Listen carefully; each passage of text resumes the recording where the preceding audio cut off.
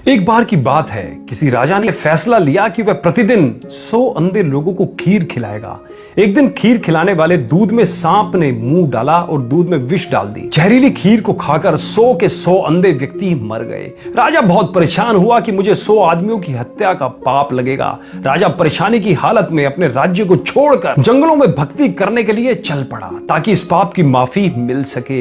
रास्ते में एक गांव आया। राजा ने चौपाल में बैठे लोगों से पूछा कि क्या इस गांव में कोई भक्ति भाव वाला परिवार है ताकि उसके घर रात काटी जा सके। चौपाल में बैठे लोगों ने बताया कि इस गांव में 2 बहन भाई रहते हैं जो खूब पूजा करते हैं। राजा उनके घर रात में ठहर गया। सुबह जब राजा उठा तो लड़की पूजा पर बैठी हुई थी। इससे पहले लड़की का रूटीन था कि वह दिन निकलने से पहले ही पूजा के लिए उठ जाती थी और नाश्ता तैयार करती थी, लेकिन उस दिन वह लड़की बहुत देर तक पूजा पर बैठी रही। जब लड़की उठी तो उसके भाई ने कहा कि बहन, तू इतनी देर से उठी है, अपने घर मुसाफिर आया हुआ है और उसे नाश्ता करके दूर भी जाना है। लड़की ने जवाब दिया कि भैया, ऊपर एक मामला उलझा हुआ था। धर्मराज को किसी उलझन भरी स्थिति पर कोई फैसला लेना था और मैं वह फैसला सुनने के लिए रुक गई थी, इसलिए देर तक ध्यान करती रही। उसके भाई ने पूछा, ऐसी क्या बात थी? तो लड़की ने बताया कि फला राज्य का राजा अंधे व्यक्तियों को खीर खिलाया करता था, लेकिन सांप के दूध में विष डालने से 100 अंधे व्यक्ति मर गए।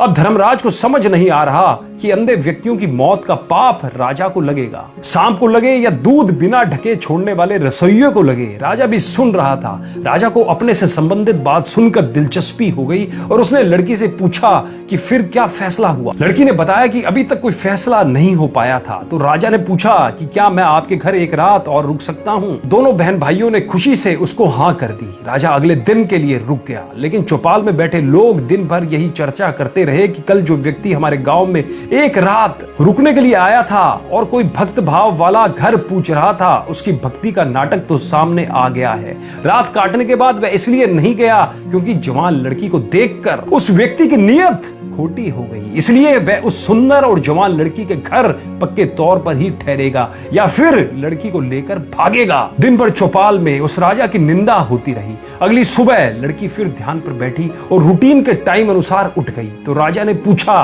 बेटी, अंधे व्यक्तियों की हत्या का पाप किसको लगेगा?